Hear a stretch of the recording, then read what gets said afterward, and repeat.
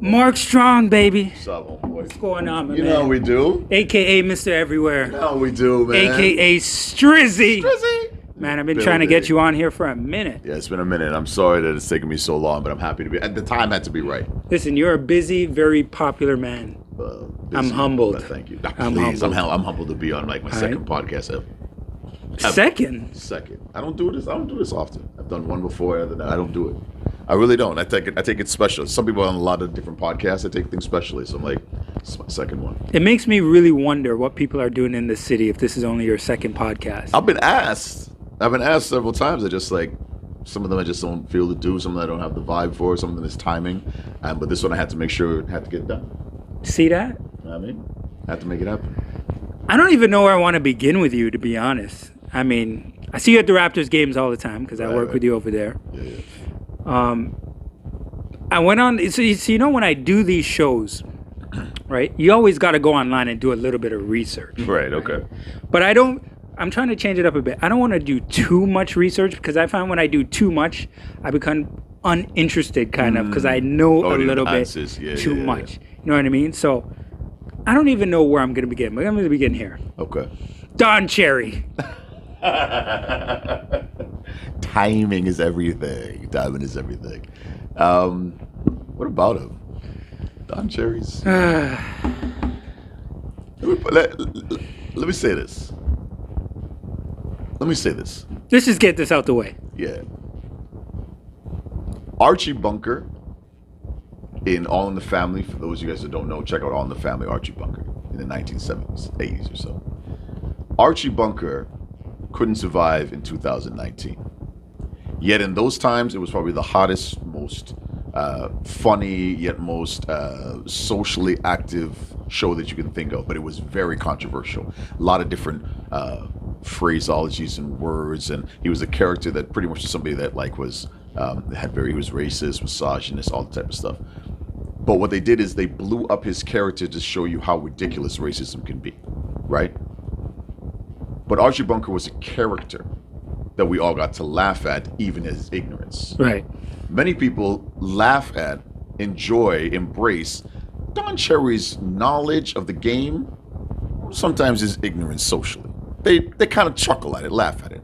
But he's also that old uncle, old grandfather, old great whatever that you're like, Granddad, you shouldn't really say that. It's not really right about it. But you're doing this on a formal platform. You can't really do some of the things. You can't say some of the things you say.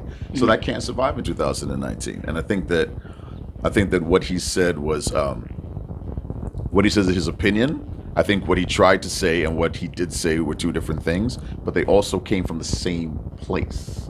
You see what I'm saying? So it came from a place where it's like, that's how he sees the world. That's his lens. That's his perspective. And I think he has a right to his perspective. And I think Sportsnet has a right to say that perspective isn't allowed here unless you want to apologize for it and take ownership. And if you don't want to take ownership, then we reserve the right to boot you. Absolutely. No. So they did. I think you said that perfectly. Listen, Don Cherry can feel the way he wants to feel. Yeah. Absolutely. That doesn't mean Sportsnet ain't going to fire him. Absolutely. You know what I'm saying? Because if he thinks that they're going to care about him, the person, and what he's doing with his job more than their money, it just ain't gonna happen. And they took a bee storm of emails and complaints and follow-ups, and where they're like, yo, you have to do something. And they've probably never seen like this before, of all the things Don Cherry has said. And that's the other thing. And he said a lot of stuff. So the other thing is that, yo, it's not just this. This is what people need to know. This is the tip of the iceberg, wondering how far the iceberg will go. It's like, yo, he went from misogyny to French to races. Different things that he's done has been very controversial. He got to a point where it's like, okay, John, we got to slow down. You can't talk like this much anymore. It's like, and to his credit, so to speak, he's like, this is what you paid me for, to be this guy. This is who I am, right? Now all of a sudden you're switching. It's like, somebody made a great comment online. They said, Don Cherry's never changed. The world has changed. Mm-hmm. And that's real. Don Cherry's always been him, but if he can't fit in this world right now, he got to go. You know what I mean? No, yeah. He got to go. And to the credit of other people too, I want to be very specific on this. I'm also quite concerned that what Don Cherry represents is a culture that needs to be changed in hockey, in hockey arenas, in hockey families, in hockey children. And I'm hearing there's a protest outside of sports now. Can you imagine? And can you imagine some of the people of different origins, different backgrounds, cultures, immigrant origins either that he's referred to? They have kids that play in hockey leagues. Mm-hmm. And they are dealing with a lot of racism, bananas thrown, comments, fights in the stands and whatnot. Imagine now the people that have that type of mentality are now getting their king of their words being taken off the throne. This could cause more problems for those people. Big time. It's a cultural thing that needs to be addressed. It's not just Don Cherry. And it's not just that comment. It's been brewing. So either you change your way of thinking, you run for office, which he might do, by the way. And if Don Cherry runs for office, I think he's in. And I know that's sad to say, but I think he could get in. There's a lot of people that really back Don Cherry. After seeing south of the border, I don't think anything's going to surprise me anymore. They're both named Don. I'll leave you with that one, all right? And before we just move on, here's the thing what I can't stand about the quote, you people. Yeah. Where did his family come from? Point. Facts. They damn sure ain't indigenous or the original people of this country. Facts. So you can't tell me about those people. And when you talk about those people, he is you people. Exactly. And his ancestors, family, whatever. But you seem to think that you've come to a place now where you're now us people and those people.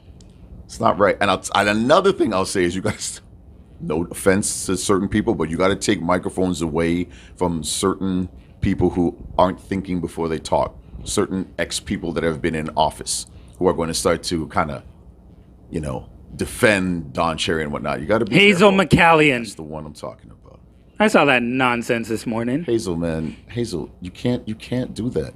You can't talk out of both sides. Just because you both from Mississauga, because he's from her ends. That's my man's in him. You know what I mean? He's from the West Side. He's from Mississauga, and he's in my age range, so I got to defend him. No, man. If wrong is wrong, wrong is wrong. Just stand up for it and move on, man. Exactly. Now, listen, Don, he can think that. Yeah. That doesn't mean you should keep your job. 100%. I don't think so. All right. All right, let's check that one out. Now let's move on to the real podcast. My second and last podcast. Also, nobody's ever going to have me back again. That's all good, though. You grew up in Toronto? I grew up in Toronto. I was born in Mount Sinai Hospital, downtown Toronto, and grew up at Oakwood and St. Clair, right across from Oakwood Collegiate. You went to Oakwood Collegiate, I went to Oakwood. I went to McMurrick, Winona, Oakwood Collegiate. You grew up in a big, small family? Grew up in a family of my mom and my father, my sister. And your sister? Oh, yeah. Two of you? Yeah, just the two. Close in age? Very, like 3 years apart, 4 years apart. Who was doing the bullying? My dad was. I'm just kidding. No, but there was no bullying. We were really good. We were close with each other. I mean, Charlotte, I love you, but I was a big wrestling fan. Mm-hmm. So there was a suplex here or there. You know what I mean? There's a clothesline or two. We're not expecting suplex? You try to kill her? No, just like coming out the bathroom. Macho Man. It happens. You're kids, But now, I've seen you at so many games listen, this is only a half-hour show, so I can only... All right. You're the voice of the Raptors. Yeah. You're there every single game. Mm-hmm. Juno Awards. Canada's Walk of Fame. Mm-hmm. Warm-up talent, Deal or No Deal. Mm-hmm. YTV is the next.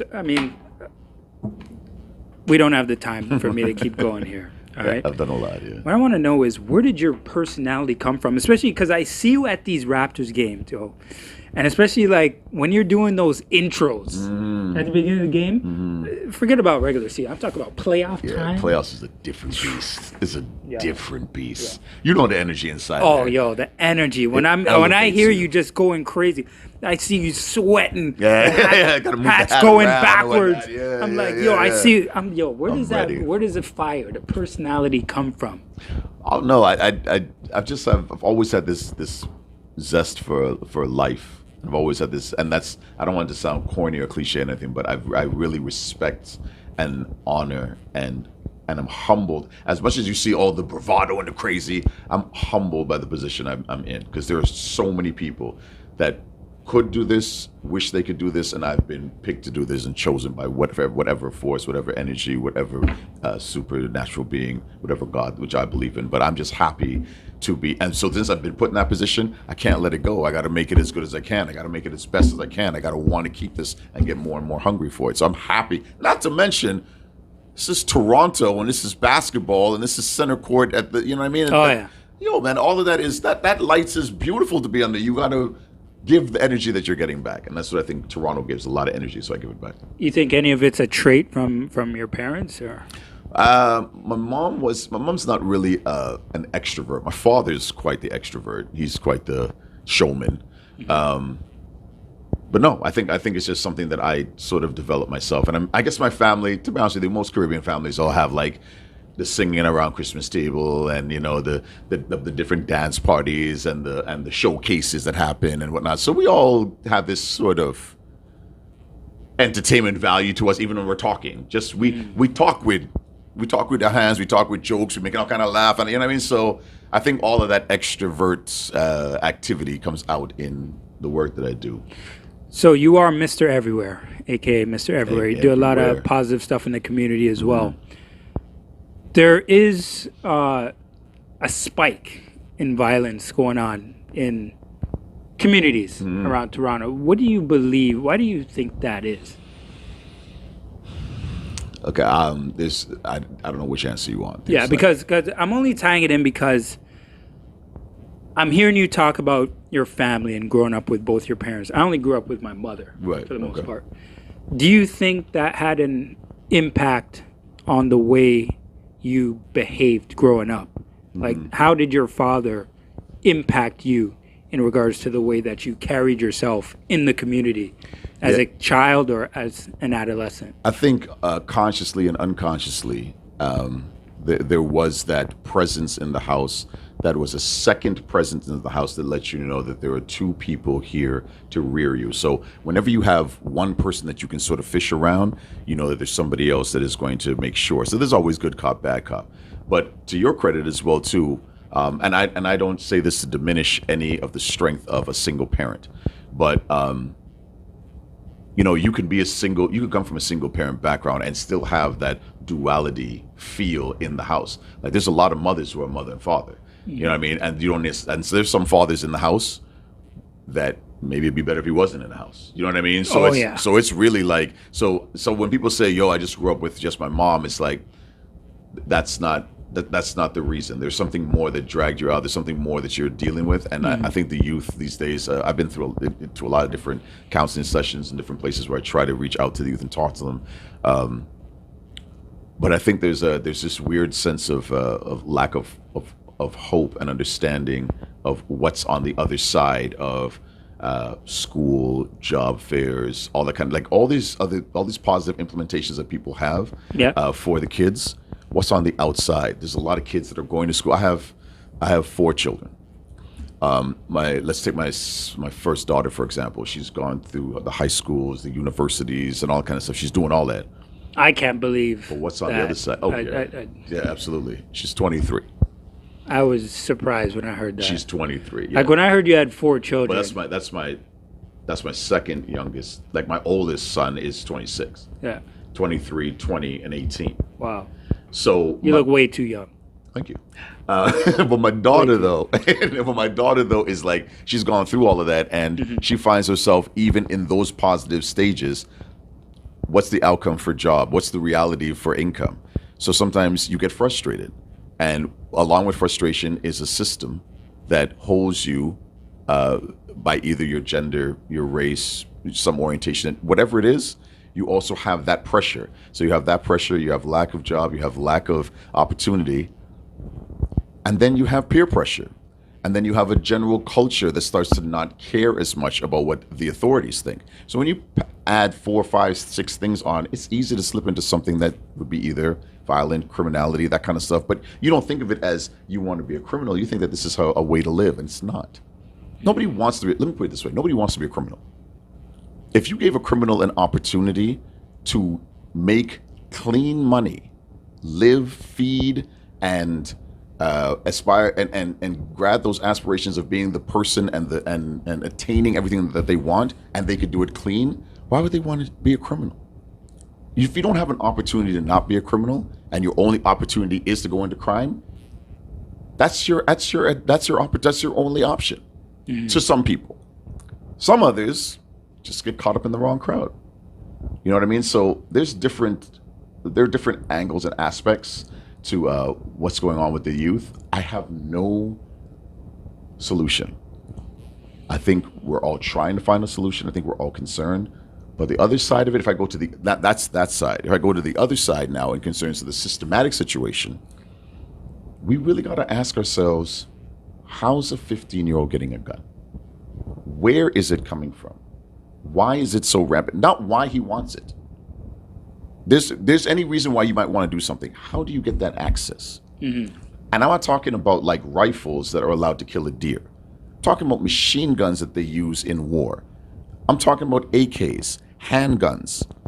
What's this access possibility? Where are they coming from? Where are they coming? How is it so easily accessible? If they didn't get the access to the guns, would we be talking about this right now? We might be talking about fights, maybe even stabbings. Still as bad, but we're talking 2:00 in the afternoon, a shooting off the ramp. Yeah, multiple times. Come on, bro. Like, it can't. If it's that accessible, then we're talking about our system is screwed up. Where's it coming from? The border, inside, or legal gun owners buying guns and selling it to people? What's going on? What's really going on? Don't talk about the result. Show me the journey. Show me the process of the result. What's going on?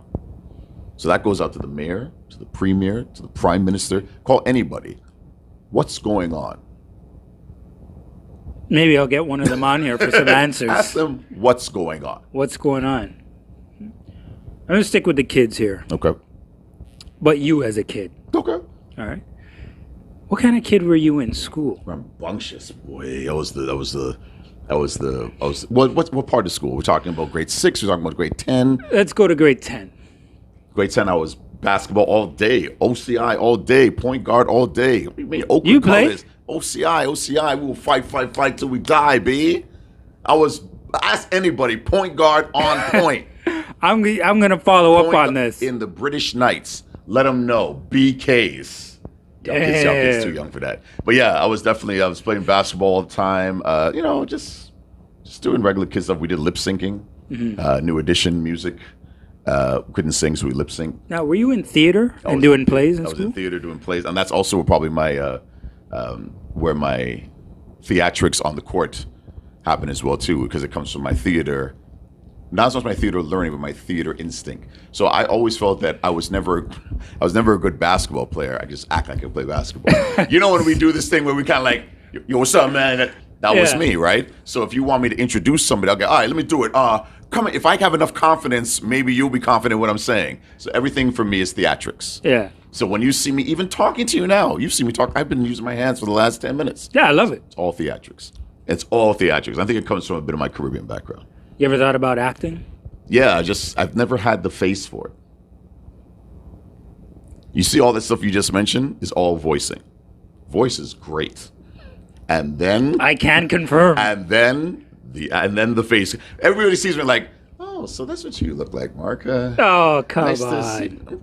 Yo, you ever seen me in a commercial, or have you heard me in commercials? You heard the Juicy Fruit commercial, right? I've heard you in commercials. All right. Have you seen me in one?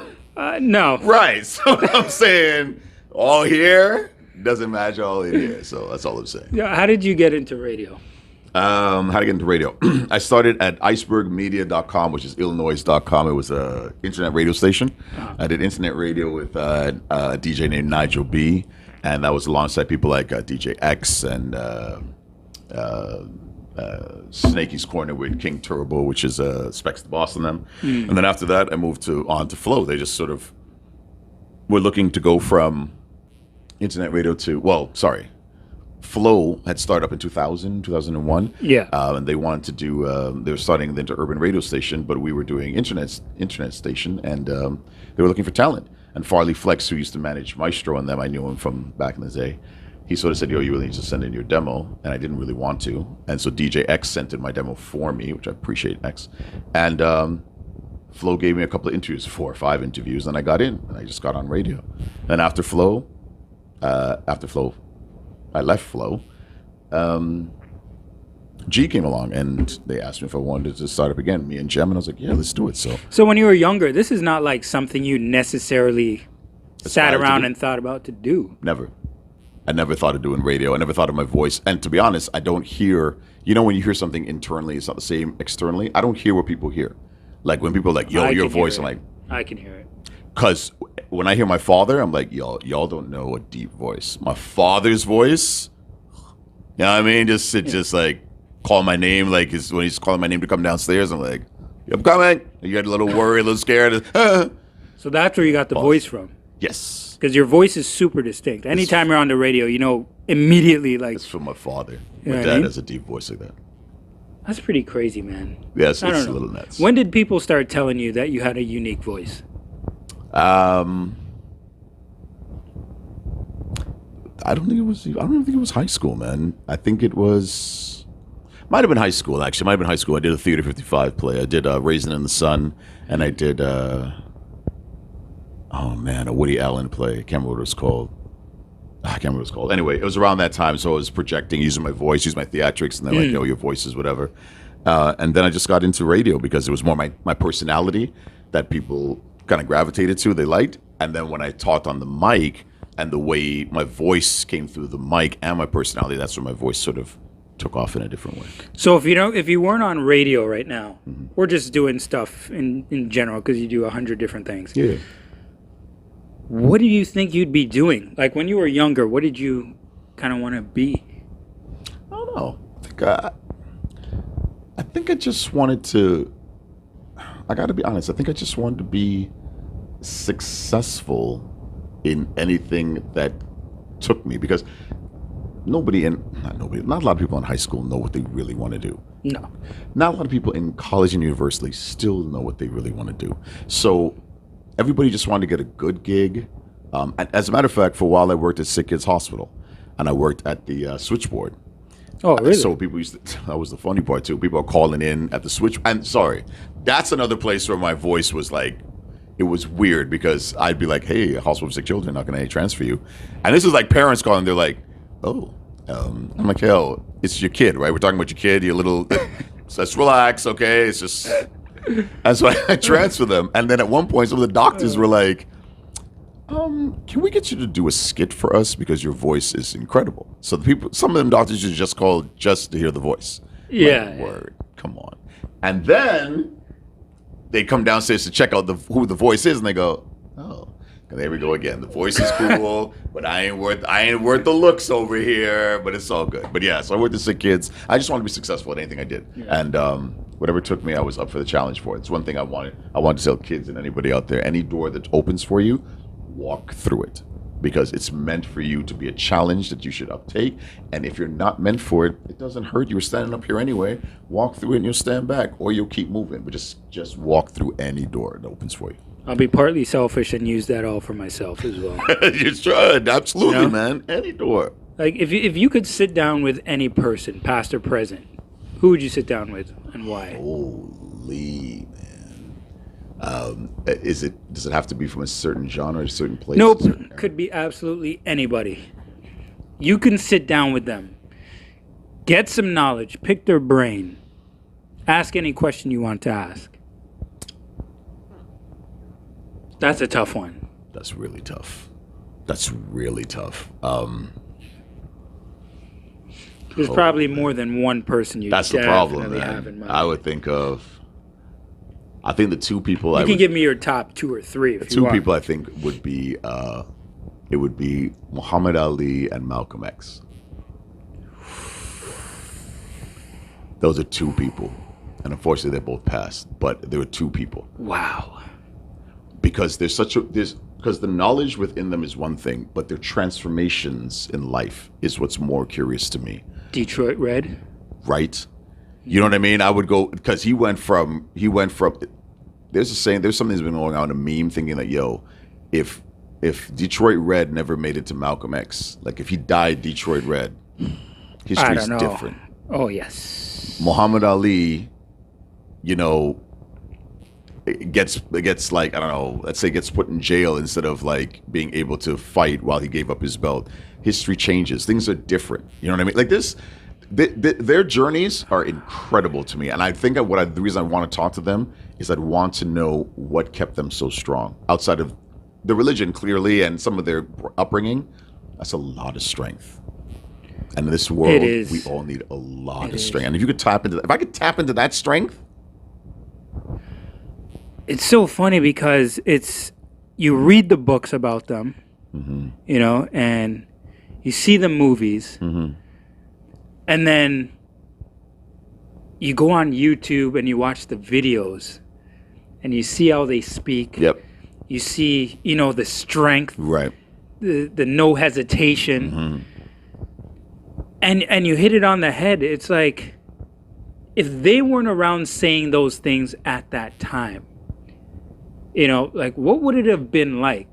Because they changed life for a lot of people, and not just black folks. No, and that's the other thing too, is that it's not. I picked those two because they resonate with me as to somebody who's trying to channel in this world as a black person, but their effect on the world and the change of world views and the understanding of strength, intolerance, yet togetherness and compassion, all that kind of stuff come from that type of journey, and I think it's something that I would love to sit down and have 5 questions.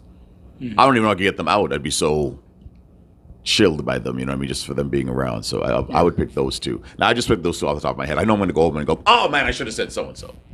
But those are the two. I would love to have you sit down, actually, with my wife's uncle. He was the best fan of one Kwame Ture. Trinidad, you know he's from Trinidad. You know he's Trinidad, right? Yeah, they grew up in Trinidad together. Really? Yes, sir. Kwame Ture. That's another Stokely Carmichael. He's Stokely Carmichael's best friend.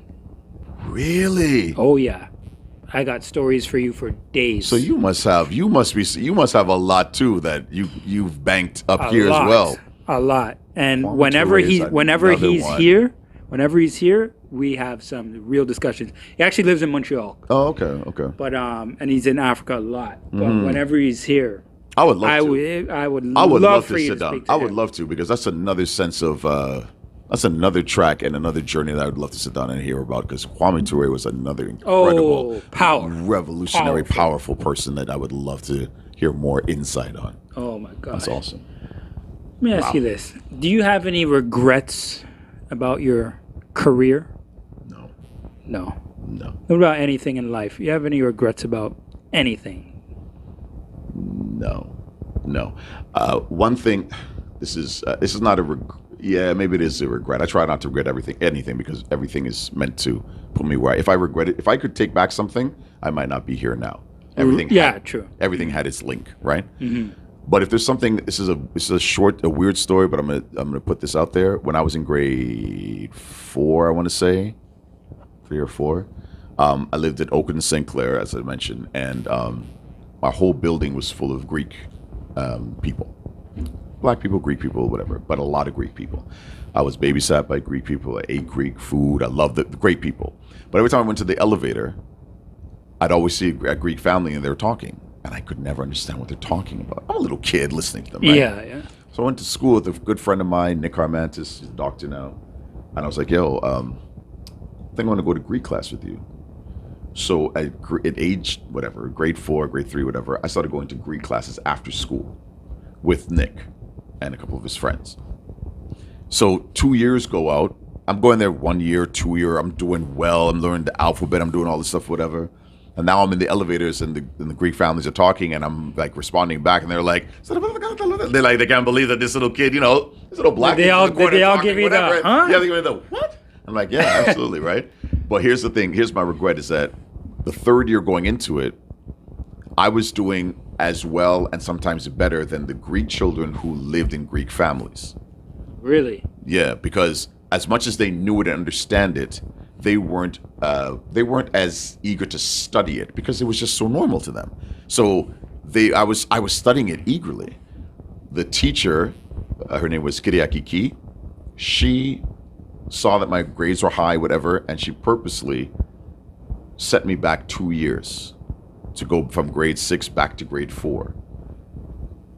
I told my mother and my father about it, and they were like, what do you want to do? And I'm like, I don't want to do Greek anymore.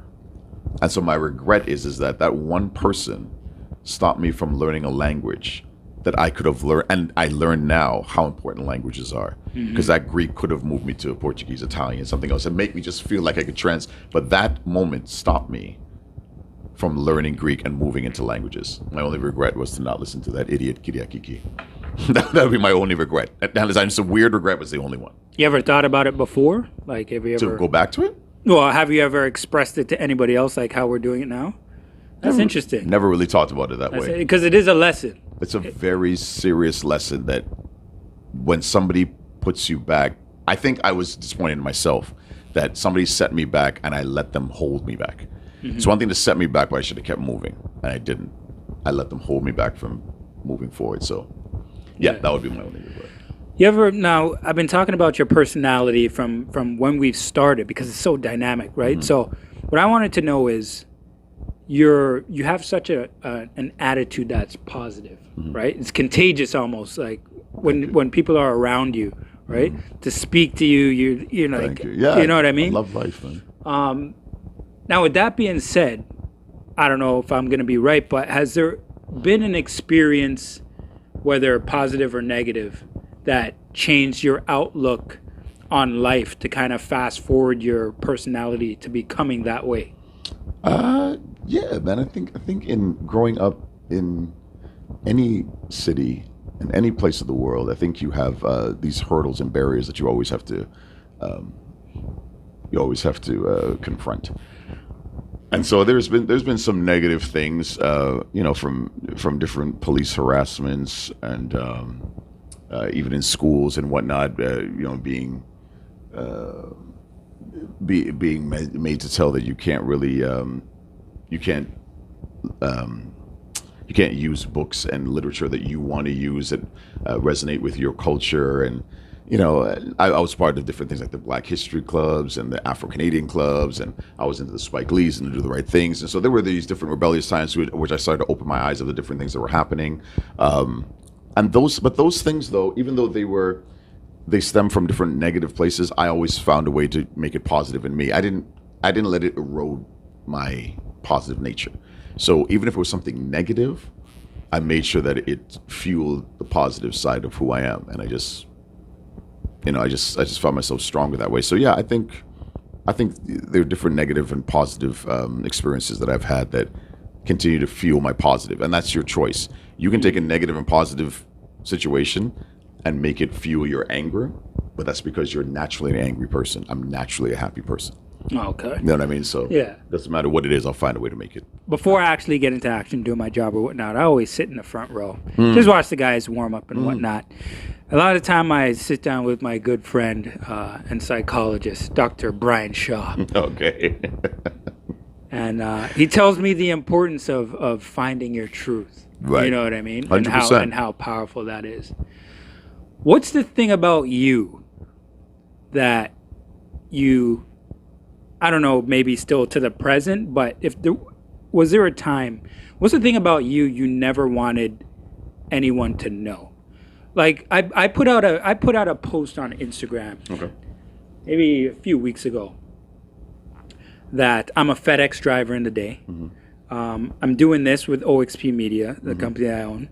I'm a television broadcast assistant. I'm a husband, a daddy. You know what I mean? And I put that out because I wanted to tell everybody what I do. Like, most people just know that I do something for the Raptors as a broadcaster. I wanted people to know everything I do. Right. I never wanted people to know how hard I work. Get up at 4:30 every day. Okay. I'm home at 2:30. I'm out the door by 3:30 to get downtown to do a game. I'm home by 12. I'm up at 4:30 with the wife, with the baby. Man. You know what I'm saying? Man. Yeah. But I never wanted people to know that. I just wanted them to think it. It's just easy. I'm just a broadcaster. Really? With the But I had to let everybody know, like, yo, this is what it really is. This is my journey. This is what I do for real. You know what I mean? This is what I am. What's the thing about you that you never wanted anybody to know? Well, I don't think anybody, if you follow me on Instagram or on Twitter or on Facebook, you'll see that there's nothing that I'm the total opposite.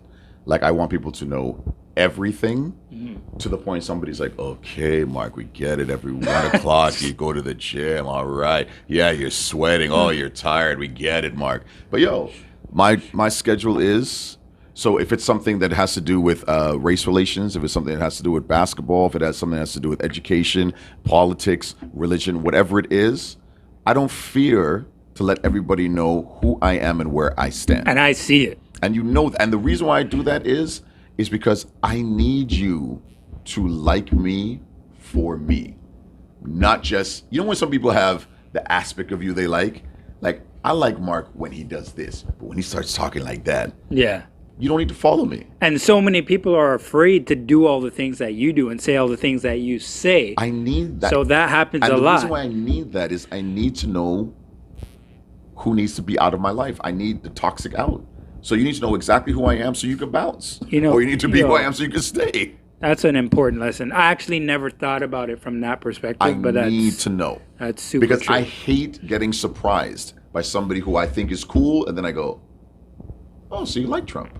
You know what I mean? I'm like, yeah, I thought we were good. You know what I mean? Now all of a sudden it's like, oh, so you're on that side. You know what I mean? I'm not like that. So I'm a father. I'm a husband of 23 years.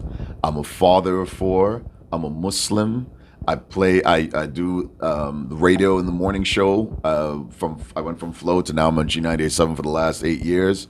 I do the Raptor stuff. I do the Candle Walk of Fames. I do the Junos. I everything. I do boxing. I'm all of that, and I do everything on my social media, and I want people to know it all. So there's nothing I would say that people wouldn't know about me. I don't have any skeletons or things I keep quiet.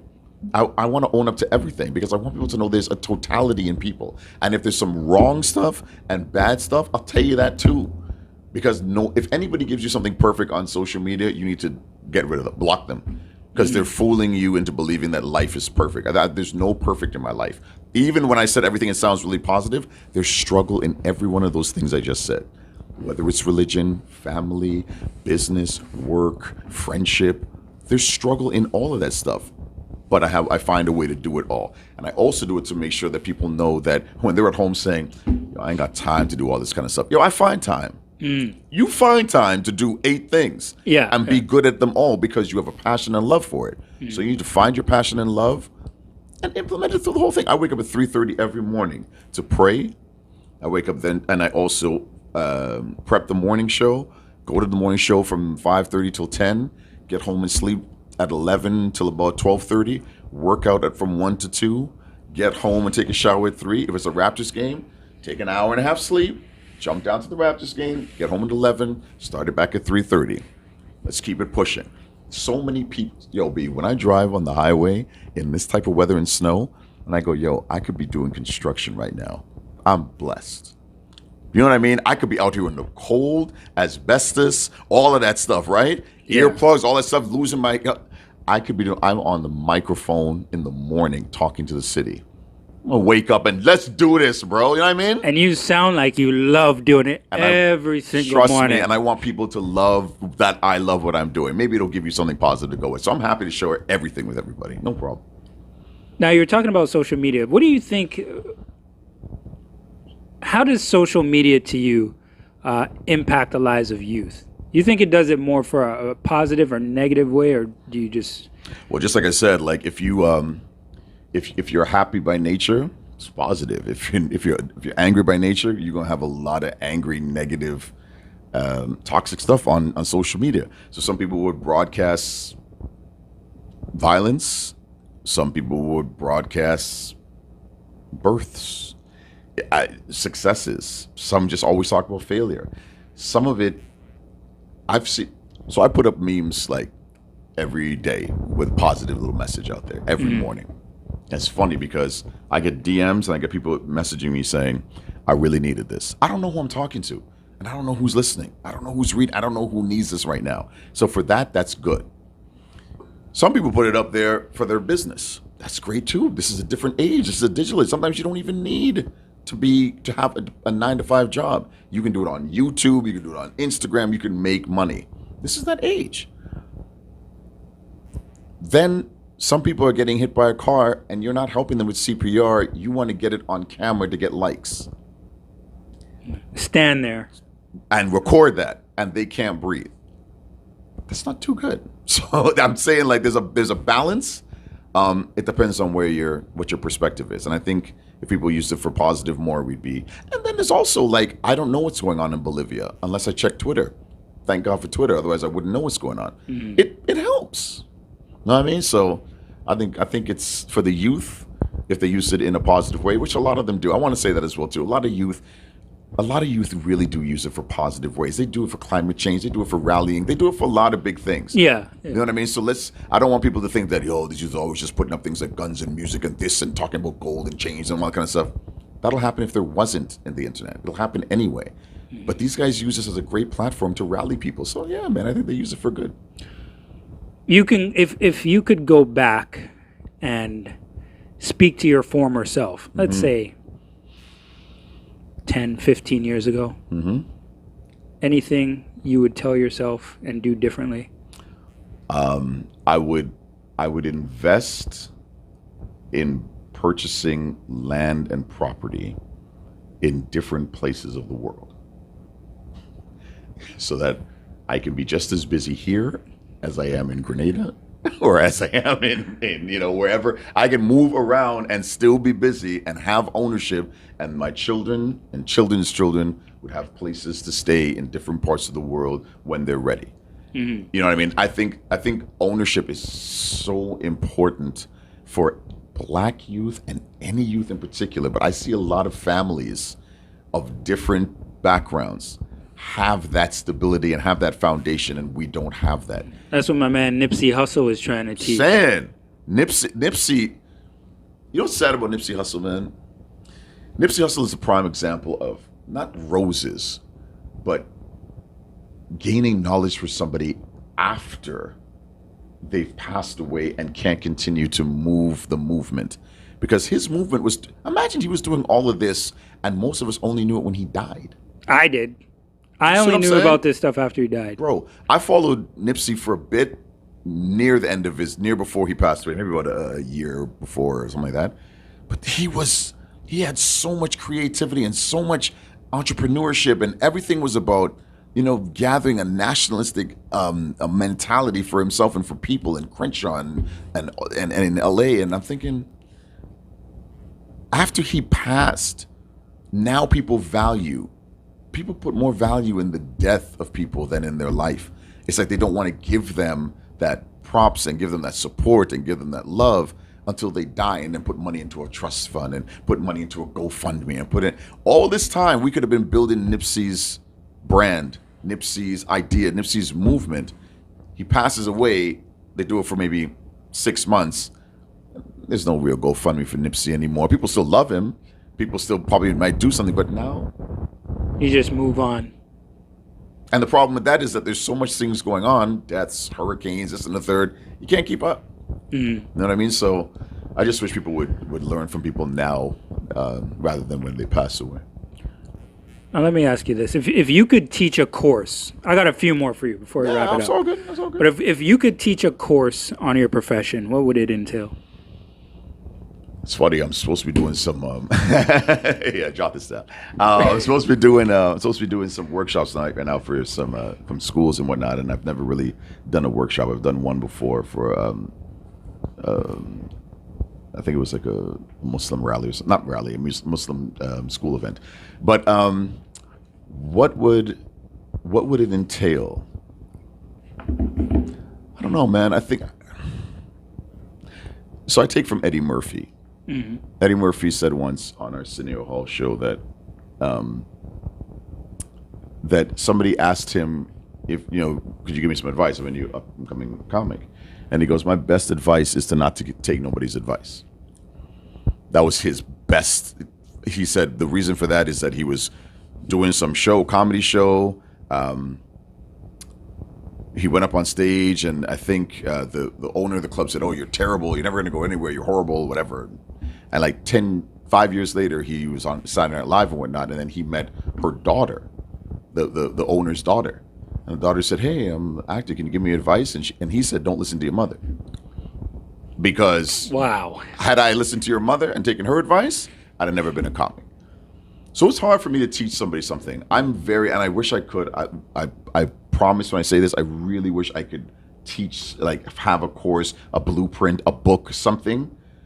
But I'm a visually learning person. Like I learn through visuals. I was never really a book reader. I was more of a visual learner. And so I teach by example. And I hope that people learn and pick up by example. So I can't give you jot down thing by thing. I do this, and then you would wake up in the morning, and then you'd make sure you do this and take this course and make sure that your diaphragm is used this way. People have asked me, so what do you do with your throat? Like, how do you keep your throat, whatever? I go, I've never used a thing once for my throat. No honey, no lemon. I don't do any kind of garlic. I don't woosah before I go on. I do none of that stuff. Yeah. So I couldn't give you any advice because I just walk through life, and I hope that whatever my example is, you guys take from it. I wouldn't do a course. Here's what I'd put in the course. I'd never do a course. That's interesting. I can't. That's interesting. Yeah, I can't. It would have to be all through visual learning for me. Yeah. Yeah, you'd have to see what I'm doing, and that's another thing too. I mimic a lot, so I know how to mimic well. So if I see, what do you mean? Like, so if I hear somebody's inflection that sounds dope, or I see somebody's mannerisms, I can feel myself incorporating it into who I am. So I can actually mimic piece of everything and make it mine. So I know how to grab something from grab those energies and put it into what I do, and so I can mimic well. And so maybe that's why I feel like I can't teach anything, because I learn from watching people. Yeah, I know I'm boring, because how are you going to learn from me? Then Mark, how am I supposed to learn from you? I don't know.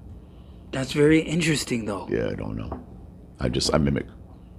Do you have an end game already? Like, where do you see yourself in the next 5 or 10 years? I mean, 5 and 10 years is a different thing. Yeah. Let me go with one or the other. Next 5 years. Next 5 years. I see myself introducing the Toronto Raptors for their second championship. I was going to wear the ring today. I got that replica, baby. I got that replica. I should have wore the replica today, but I didn't. We could have done the Wonder Twin Powers and all that stuff.